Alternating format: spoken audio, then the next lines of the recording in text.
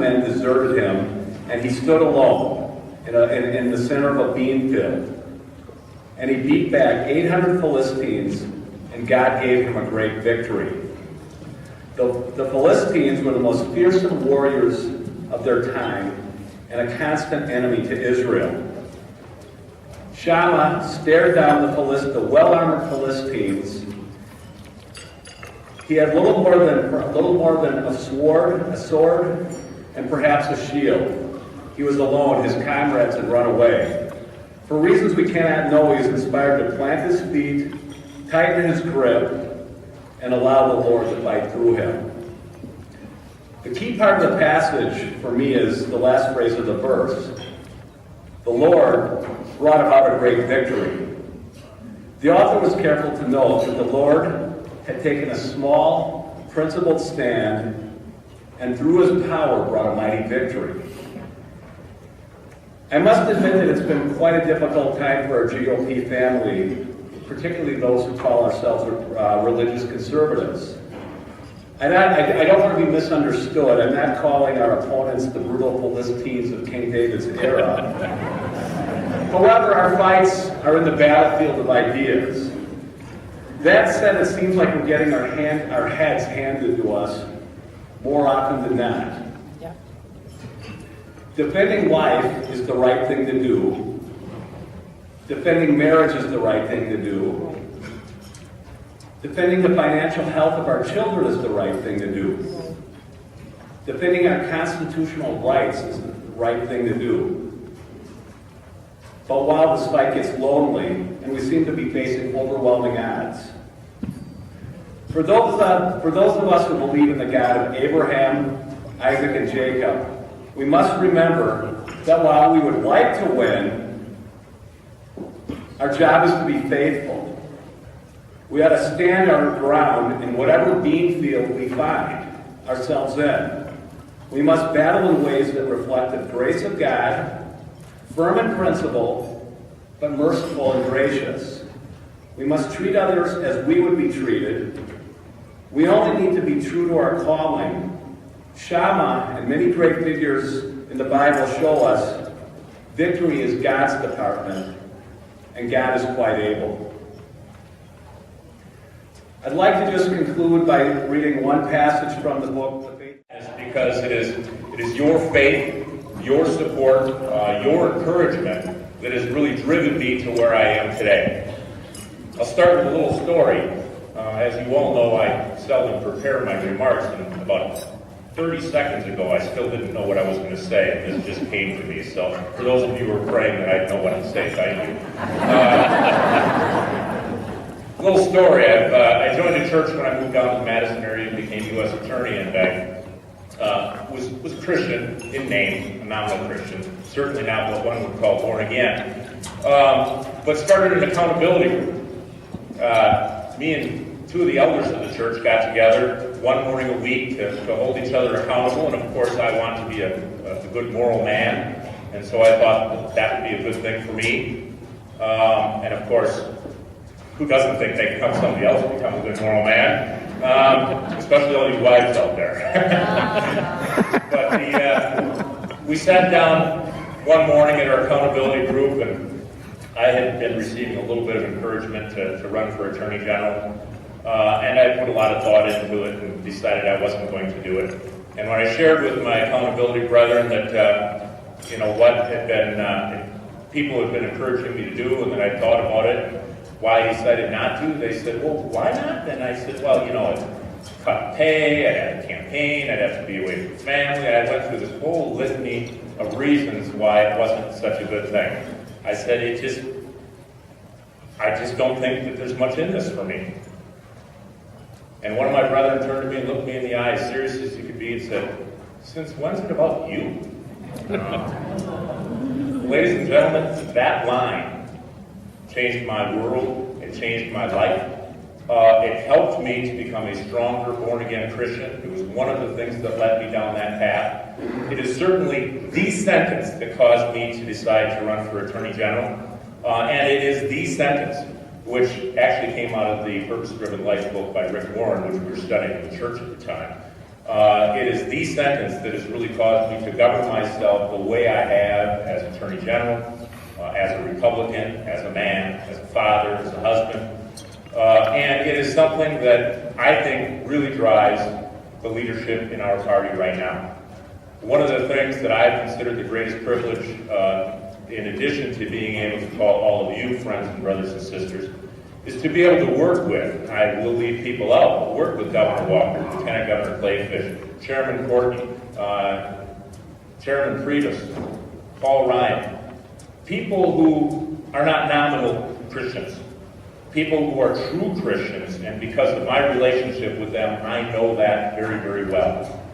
And to be able to know that you can govern, and you know that because of their integrity and belief in Christ, and their faith, and the way it governs their actions, that you've got their backing behind you to govern your actions as well.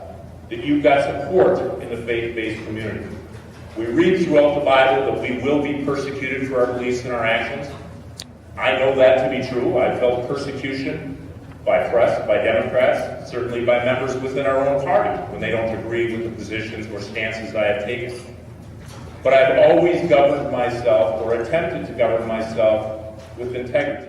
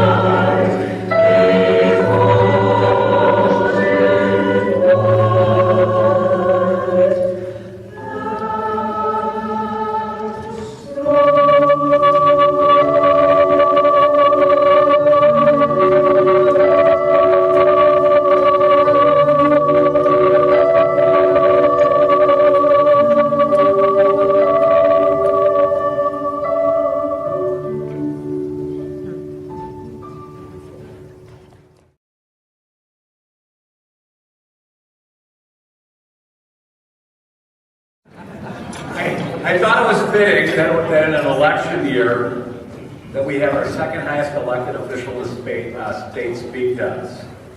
I have introduced Rebecca in the past as Wisconsin's job ambassador, a strong governing partner with Scott Walker.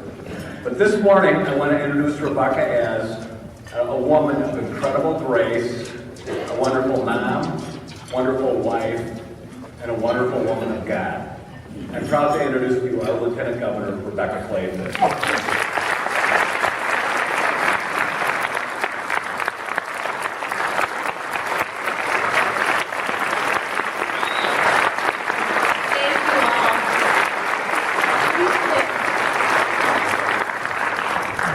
Brad's hanging out, so apparently he has something else to say.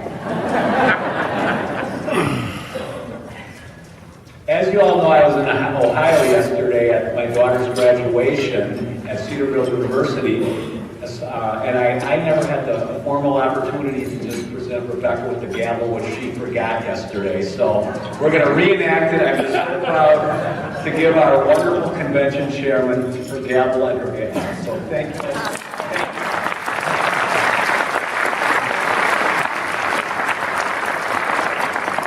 It's not that I don't love it. I will use it at home. A lot. Thank you, Brad, so much. I really appreciate the introduction, especially the part where you said that I came last year and I did a very good job, so I got asked back. At which point I turned to the governor and said, and if I hadn't done a good job? To which the governor helpfully added, you would have been out of here. I am so thrilled to join you on this Sunday morning. It is wonderful that we are the party that prays, and what a blessing that is. This year I came across a story that I never learned as a child. I was giving an address at a Northwoods Lincoln Day dinner, and it was Washington's birthday, and so I decided to Google Washington, see what I could find out about him. And I came across a story that many have called the bulletproof president. If you've heard it, forgive me for retelling it, but I thought it was important because it speaks of God's providence in our lives. I'm reminded often of God's providence, as I hope you are as well. In 1765, George Washington was just 23 years old. He was still charged with military duties far above and beyond what many regarded at the time as his ability or his age. But at 23 years old, George Washington was asked to be one of the lead generals in the French and Indian War. This country had not yet even become a country, but yet there was a war going on. You see, the French had laid claim to certain territories around the Ohio and Mississippi River valleys, and the British had laid claim to the very same territories. They both regarded these territories as essential to trade, and they couldn't resolve the dispute diplomatically, and so the Crown had decided to send 2,300 of the finest trained warriors to the new land, to America, in order to fight the French. Most of the Indians sided with the French, some with the new Americans, but when they decided to march off into battle, Washington was one of 86 commanders leading these troops. And they were veterans, the finest trained that the British had to offer. When they marched into Philadelphia, they were about 15 miles away when they were ambushed by the French and the Indians. And in the middle of a deep forested ravine, they did what the finest trained troops in all the world would have done. They lined up shoulder to shoulder and began to fire back. Of course, you know what happened next. The French and the Indian had perfected at that point what we now refer to as guerrilla warfare. They hid behind trees and under leaf piles. They fired at the British from up above in treetops. Within only about 2 hours of the 1,300 troops that had marched there, 714 of the British had become casualties. In that same 2 hours, only 30 of the French and the Indian soldiers were dead. Washington was the one commander that after the battle remained on horseback, this despite the fact that his horse had actually been shot out from under him several times during the battle. You can imagine what happened next. They had to beat a hasty retreat, and it was only 4 days later when Washington finally had a moment to sit and reflect and write a letter to his family. Because, you see, when he left and took off his coat, he noticed that there were 4 bullet holes shot through it. But when he examined his body, he had not been injured. He wrote to his family, "By all the powerful dispensations of providence, I have been protected beyond all human probability or expectation." 15 years later, Washington came back to the site of the battle of the French and Indian War. One of the Indian chiefs who had been there that day learned of Washington's visit, and he traveled a long distance in order to be there to meet him. Because, you see, he had fired upon Washington himself 17 times and never hit him once. He had ordered all his braves to fire upon this man, and not a single bullet had hit the man who would be president one day of these United States of America. The chief said to him over a fire, "I have traveled a long and weary path that I might see the young warrior of the great battle. I am come to pay homage to the man who is the particular favorite of heaven and can never die in battle." Providence is a remarkable thing, friends. And it's all around us, really. It's in each of our lives. We just kind of need to know when to look for it and how. These are New Testament times, so when you walk outside, you're not going to see a bush burning and start talking to you. Sometimes we need to be very quiet to hear God speak to us. I told my kids about providence. I pray in the morning when I wake up. I'm a nervous public speaker, like 75% of Americans, and so I pray before I speak. I pray with my children each night before they go to bed, and so they're well aware of my views on happy coincidence, happy accidents versus providence. And so the other day I was in the car, and I was with Ella, my oldest, the dramatic one, who you all met yesterday on stage. The one who wants to take over everything. And Robert, my policy advisor. And at the time we were talking about the fact that Ella was in her first ever musical, and Robert was kind enough to pick a date to attend The Little Mermaid Junior to watch her. It happened to be the exact same day that our babysitter, who is the exact same age as Robert, had chosen to attend as well. It also happened to be that Robert, who was 24, and Carly, who was 24, were not dating anyone, and they had never met.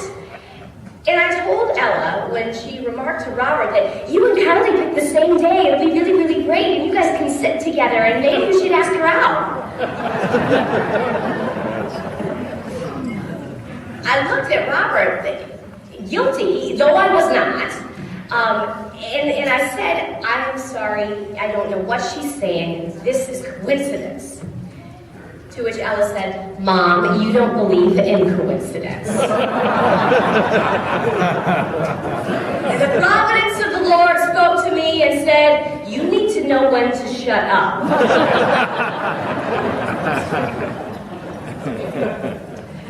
Friends, yesterday I talked to you a little bit about the book of Esther and how Esther's uncle Mordecai had said to her in confronting her about talking to her king, her husband, about saving the lives of her people, the Jews, that whosoever knows if you have not been called to your royal position for a time such as this, God's providence, having Esther right where he wanted her in that moment. Today, God has you exactly where he wants you. I urge you to listen for his providence in your life and determine what your mission is to serve him best and next. Because we will all go through trials in our lives, but we will certainly learn from them. God put them there, so we would. The spiritual version, the scriptural version of what does not kill you makes you stronger is Romans 5:3. Not only so, but we also glory in our sufferings, for suffering produces perseverance, perseverance, character, and character, hope. And hope does not disappoint. May God bless you. Wow.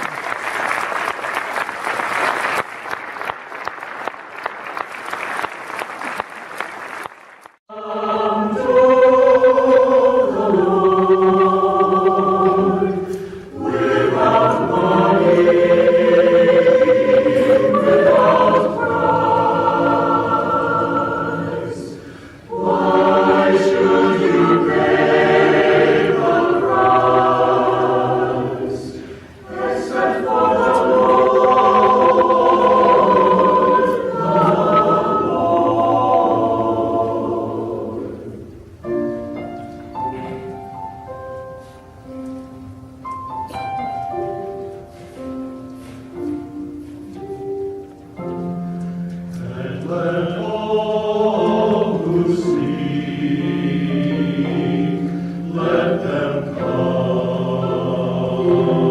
to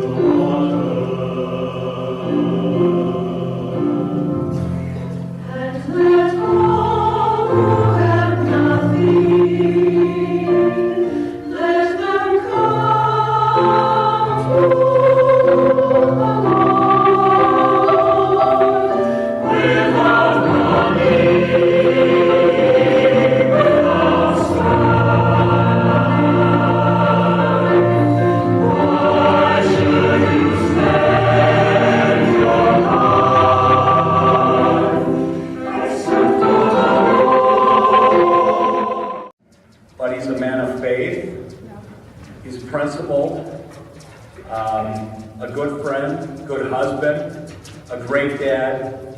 And what really matters about him most is just a humble guy. And I guess these are the reasons I'm in politics. Sometimes it's great I always say it's great to, have your friend get elected, your good friend elected governor, but it's for the important things that they're doing. And again, what Scott and the legislature are doing is just incredible. And so it is just, I think a lot of us are here, we know Scott Walker is a true, real, Ryan Priebus always talks about having a pure heart. This man has it. He's a humble man. He's a man of God. Every time he makes a big decision, he goes to the Lord in prayer. And I'm going, that's why I'm in it. And I'm just so proud to have him as our keynote speaker this morning because, again, he's the reason I'm staying on the stage here because you know what? He's just a wonderful governor. And it's now my privilege to introduce to you our wonderful governor, my good friend, Scott Walker.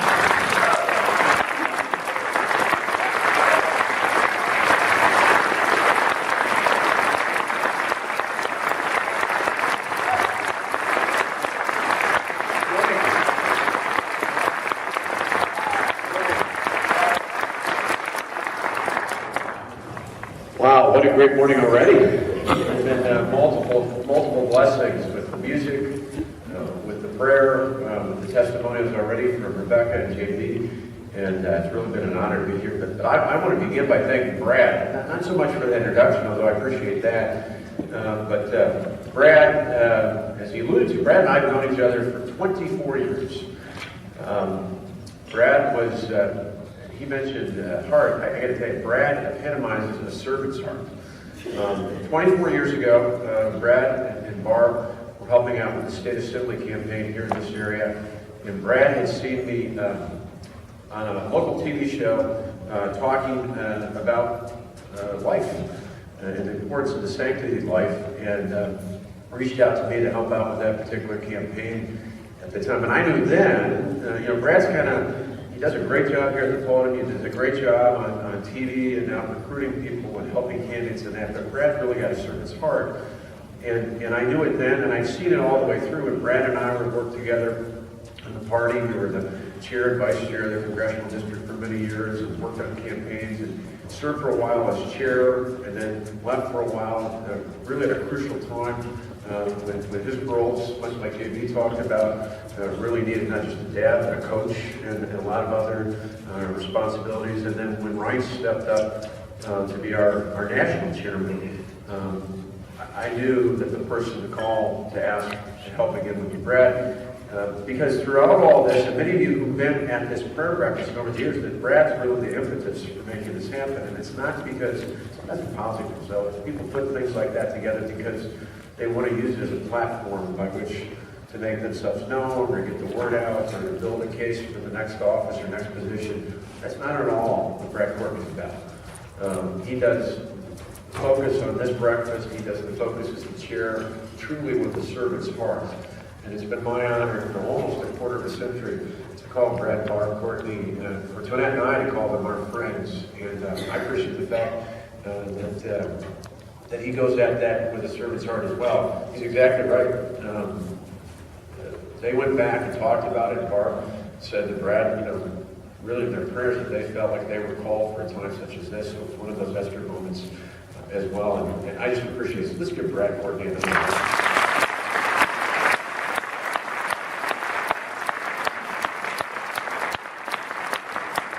It was great to be here today. Last year, I had to miss the prayer breakfast. One of the first times I missed it. So I thank my first Lieutenant Governor plenty of nights before. So I was honored that every time she's got a great new angle and a great new perspective on things. My comments will be appropriately brief today because Lieutenant Governor knows I love history. So when you're talking about the bullet for the president, I'm reminded that the 26th president of this great country, Teddy Roosevelt, was not so fortunate, and he was not fortunate here in Milwaukee. In fact, he was shot 102 years ago this October at the Gilpatrick Hotel, which was torn down and replaced by the Hyatt, the hotel we're staying in. In fact, 12 years ago when I was in Milwaukee County executive, some of his distant relatives dedicated a plaque, not at the main entrance, but if you go out when you go back to the hotel, on the side entrance on Old World 3rd Street, in the doorway there, you'll see the historical plaque that we put out there, because that's the spot where he was shot. To show you how Teddy Roosevelt was certainly a bull horse, the shot was deflected by the case for his glasses and a speech that he had prepared to give across the street at the Milwaukee Auditorium, which is now the Milwaukee Theater, that was to last nearly an hour.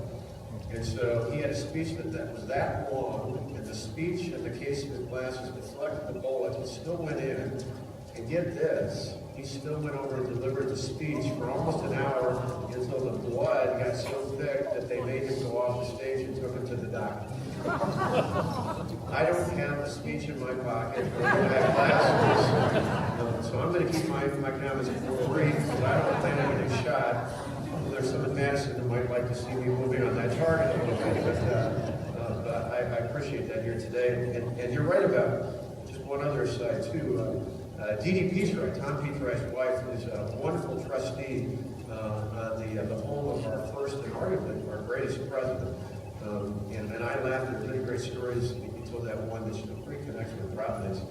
I particularly like the one that Lincoln shared and some of his colleagues at the height of the Civil War, where he told a great story about how Ethan Allen, long after the war was over, the Revolutionary War that was over, and had gone back to England and was there. And at the time, we forget about that now, but if you love history, you know that the English were, even though they had lost theoretically in their mind the Revolutionary War, were kind of thought we were just kind of nonsense over here, the colonists, and that they were going to concede that, and that they were still much better and would triumph over the great United States. And so Ethan Allen was over visiting, and they were kind of treating him rather second class, and he'd gone out to the Waterhouse, we call it the outhouse here, I guess, and they got a big chuckle because in the outhouse there was a portrait of George Washington. And so after a day or two of him going out and using that and not commenting on it, finally one of the English lords couldn't help but ask Ethan Allen what he thought about the placement of that picture. And I'll clean this up a little bit for prayer practice this morning. He said, no, he thought it was actually quite appropriate. You see, it was appropriately placed in that Waterhouse because it wasn't the first time that the sight of George Washington had scared the you-know-what out of an Englishman.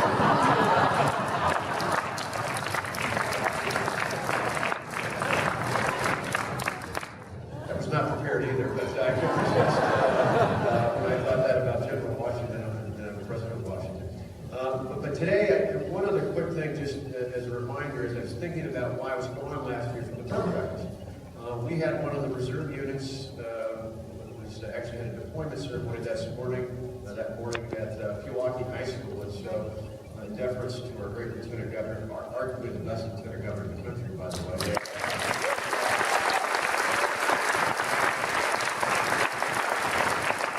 And I knew she would handle things well, and so I knew you all who were there would appreciate me going to see off our men and women, in this case, reserve. And so I go every time because, again, another point of history, I love not only going to the deployment, but I bring a flag.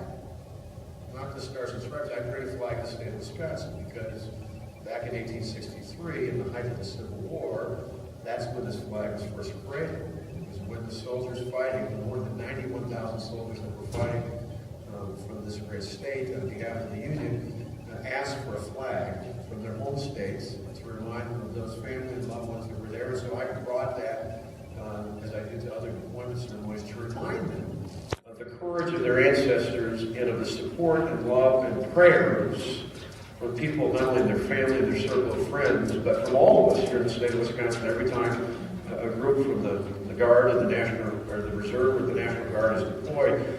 And so last year, that's where I was at. And I tell you that again today, not just as a reminder, but because just 2 days ago, I was at the deployment of 55 soldiers from the 826th here in the state of Wisconsin. And a month before, I was at 2 different deployments, one at Polk Field and one at the 128th Air Refueling Ring here in the Milwaukee area.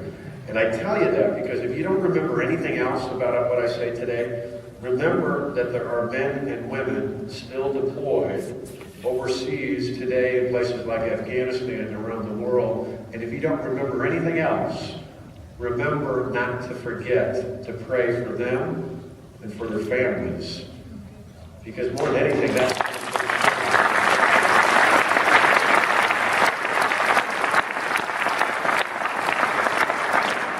So today I just want to tell you a simple story that happened to me about 2 years ago at this time. Looking around this room, I see so many wonderful, friendly faces, and I think of all the help that you provided for Rebecca and for me and for our families and the food calls and all that, and I appreciate that, but that's not the purpose of this story, but it ties into that. You see, about 2 days after the recall election, I got an email from a friend of mine. And, things were kind of crazy, and a lot of you were with us that night, just over at the Waukesha Expo Center. We celebrated that tremendous victory, and it was a wonderful time. And the next day I got up early, and Becky and I were with the cabinet right away early in the morning. We were right back to work, and there was no time to rest. We were back to work, and things were busy. And about a day after that, as things settled down a little bit, Tonette and I were in our room at the governor's residence, and I was looking through some emails, and at the end of a campaign for all of you, not just the governor, lieutenant governor, but anybody who's been involved, obviously, in a campaign for the Assembly or the Senate or Congress or even the local office out there, knows that, at the end of the campaign, there's a lot of hustle and bustle, and things kind of get pushed aside, and the house doesn't get cleaned, and all sorts of crazy things happen. And so a day or so after things had settled down, I calmed down and I kind of looked through a couple of emails I hadn't looked at. And one of them was from a friend of mine who used to work for me when I was at the county, and he said, I wanted to pass this on. One of our mutual friends had sent on to him a picture of something, and it was some writing from a book, and he said, this friend had sent this to me, and he wanted you to read it, but he was only going to send it to you if you had lost the election. He said he was optimistic, he was hopeful, but just in case, this reading he had read that particular day had moved him and had touched him so much so that he wanted to have it reserved just in case, of God's providence, the calling had meant that we might not win the election. And he said, even though you won, he said, I decided to pass it on anyway, and you can do with it what you want. And I started to read it, and I'm going to share with you in just a moment. At first, I didn't know, but I looked at the typeface and I realized, wait a minute, this is from a devotional that I read called Jesus Call. I've got a copy here today. In fact, years ago, Brad, Mark, Courtney got Tonette and I hooked on this, and this particular edition is one that Brad gave me because he knows I'm on the go a lot. So the one we had originally is in the devotional and the scripture references. This one's big enough it actually puts the scripture right in there with you, so it's an easier way to get around and look at it. So I read this and I recognized it after a moment, looking more closely at as I blew up, with my eyes failing a little bit. I had to enlarge the size of the print in the picture he had taken. And this is what it said. It was for June 4th. Remember, this is the day before the election. And I had, in my busyness, much as I mentioned some of you before a couple of years ago, remember we talked about John Maxwell's reading I'd referenced a couple of years ago. Same thing had happened. I went on and went back to the next couple of days reading that devotional for each particular day. And then at the end of the week, Dorothy Moore, who's worked for me since the days I started running for county executive, passed on something to me that had been emailed to my official account at the Capitol in the larger email account, not the one directly to me, but one into the governor's office. And it was an interesting story. And Dorothy's really good at checking. I get thousands and thousands of emails, but she's been around me and the kids long enough that she knows there are certain things she knows that I will want to see. And so she forwarded it to me. And it was a story from a woman in north central Wisconsin who told me about her brother. You see, the Sunday before the recall election, I had been in Brokaw, amongst other stops, for one of those great dairy farmers. One of those remarkable dairy farmers. One of the things I love about being governor is going to dairy farmers across the state. I love eating my way around the state, and there's nothing better on a Saturday morning than for a Sunday afternoon or being at a dairy farmers. And so that particular Sunday, I was in Brokaw. And it was a great time. I pulled on in, and I was going to go down as governor. Unlike when I was first a candidate, where I would go and try and shake hands before they shoot you out, because it's really not a place where politicians should be. As governor, I actually work, so it's great because I can say hi to everybody and see everybody in there. And I joined a lot of the other state reps that love to go to these dinner breakfasts and so forth. So I was going to go down there and work. But I pulled up, and literally, as I got out of the car, there was a line of families waiting to shake hands. Which I gotta just say as an aside, for all the craziness of what happened to Mass over that year and a half leading up to that recall, one of the greatest things was getting out of Mass. Because as crazy as it was there, I go to places like Brokaw, people actually wanted to see me. Pretty excited. And so there was a line of families, and I was shaking hands and taking pictures. They were trying to shoot me along, but I had a hard time, particularly when there's kids involved, not stopping to take a picture and saying hi to folks or signing somebody's hat or something fun like that. And so finally, we got to the long line, and I went over and I started serving pancakes, and we went on, and I think we went to another dairy breakfast out in Evansville, if I remember right that day. And I didn't think much of that, but in this email, this woman tells me about her brother and his family, and how her brother was a great fan of mine. He had a farm just outside of Brokaw, where he and the family milked. They had a 13-year-old son. They had a son and a daughter that were older, that were adults. And how they had been eating, but that he was a tremendous fan. And when they heard that we were coming in, they heard, because, it's not always the quietest thing when I come in with state patrol and things like that, and they come in advance and check it out and so forth. And so they had hurried up and ate their breakfast. And unbeknownst to me, they were one of the families in line there. And I didn't know the connection until she made it. But they said that they were so excited because her brother, who's 52, had been telling the whole family how he was ready and excited to go out that next Tuesday voting. That this was one of the biggest, most important things that he could do. And he wanted to make sure that his adult kids who were going to go to college were going to come back and vote. And he was pumped up. And when he heard that we were going to be there, like he said, he got the family to snark down their pancakes and finish up their food and got in the line. And how he told them in this email, this is one of his words, not mine, but one of the greatest days of his life was for his family to come up and meet him. That alone would have been really touching. But then the email went on to tell me the next morning, her brother got up to milk the cows, as farmers do, growing up in a small town I know as well. And at 6 o'clock in the morning, he dropped over dead in front of his 13-year-old son.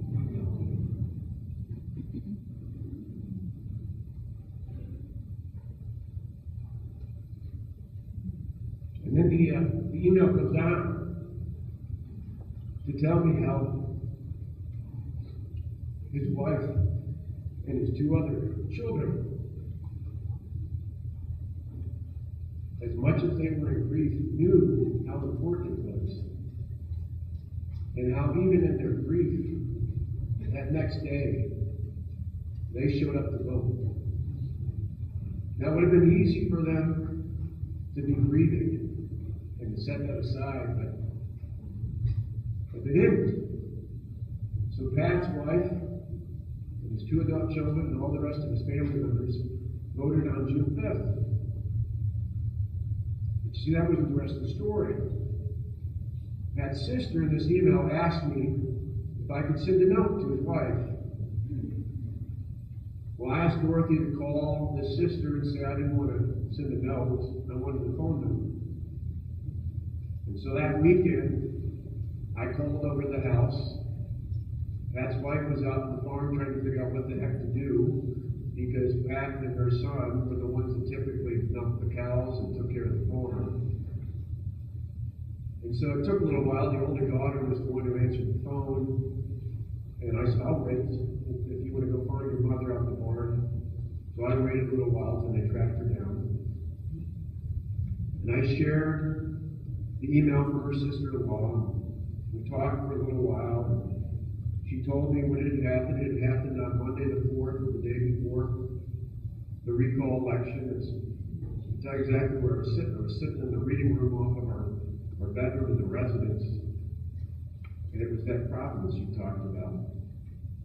About 20 minutes into that call, I realized there was a reason why I read that email, not from her sister-in-law, but from my friend 2 days earlier. And so I went back into the bathroom where I keep my devotional. You know my secrets. And I opened up Jesus Calling, and I opened it to the day that said June 4th. And I read, the way to walk through demanding days is to grip my hand tightly and stay in communication with me. Let your thoughts and spoken words be richly flavored with trust and thankfulness. Regardless of the day's problems, I can keep you in perfect peace as you stay close to me. You see, it was at that moment I realized that devotional wasn't for me.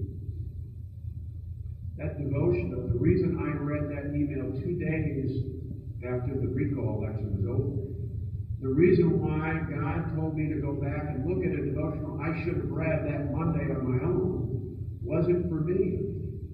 It was so that at that very moment, when I got Pat's wife on the phone and she was grieving and going through all that sorrow and confusion and not understanding exactly what was at stake for the rest of her life and for her children, particularly for that 13-year-old boy, it was at that moment that I was called, not because of being a governor, but because at that moment, that providence that Becky talked about was saying to me, this is what I'm calling you to say to her, to provide her the comfort and open her eyes to know that it is that hand that is reaching down and that someone needs to send her that signal. The reason I share that with you today is, there are going to be moments, we don't know when it's going to be. We don't know when it's going to be. It's not always going to be on Sunday. Sometimes it's going to be on a Tuesday afternoon or Friday night. It might even be Saturday morning at 3:30 in the morning. We don't know when God is going to call us to minister to someone else who's in need. But we need to be open to it. We need to be open to it. I was just fortunate that there were enough other people who knew me and loved me, who looked out to try and pass on something that they thought was going to be a blessing to me. And thank God, literally, thank God, that I wasn't so blind as I had been earlier that week not to realize it. It took me a couple times. It took me about 20 minutes into that call before, with tears running down my face, I realized, I should have picked this up 19 minutes ago. But that this was exactly what she needed to hear. What I love about this breakfast every year is it gives us an opportunity to affirm what we need to do, not just on this day, not just on a Sunday, but what we need to be doing 365 days of the year.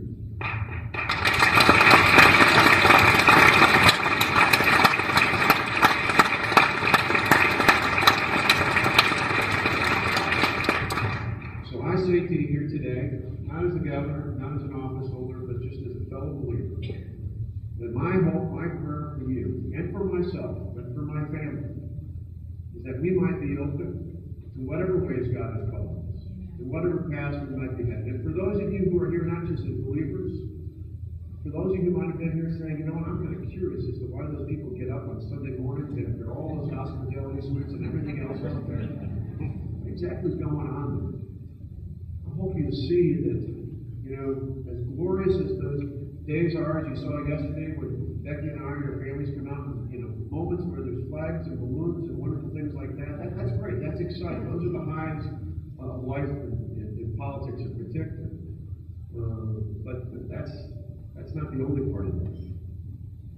And that it's important to remember that even for those who, obtain certain positions and certain acts, I mentioned the other day, some of you were with me on Thursday at the governor's prayer breakfast, but one of the most powerful scriptures I know my mother and my father passed on to me over the years, one I pull on often, comes when Paul references the words of Christ in 2 Corinthians, where he talks about my grace is sufficient for you, talking about this preference, for my power is made perfect in weakness. Those of you who are here today, who maybe are just trying to figure out what exactly this faith thing is all about, what is Christ all about? Would you just tell you that it's not just in moments of triumph, it's in our very essence of weakness that His strength is made perfect. And then all you have to do is ask. All you have to do is ask. One of the other great scriptures I love comes from Philippians 4:13. I got a little pushback a couple of weeks ago when that's all I did. I just tweeted that actual scripture. I didn't say what it said. I invited you to look it up. It's, basically in essence that I can do all things through Christ who strengthens me. That's all you got to do. All you got to do is ask. You don't have to do anything else. You don't have to go through a course. You don't have to go through a program. You don't have to take any steps up there. All you got to do is ask. And the rest will be taken care of. So for those of you who already understand that, thank you for being here to affirm it. For those of you who might not yet know, all you got to do is ask.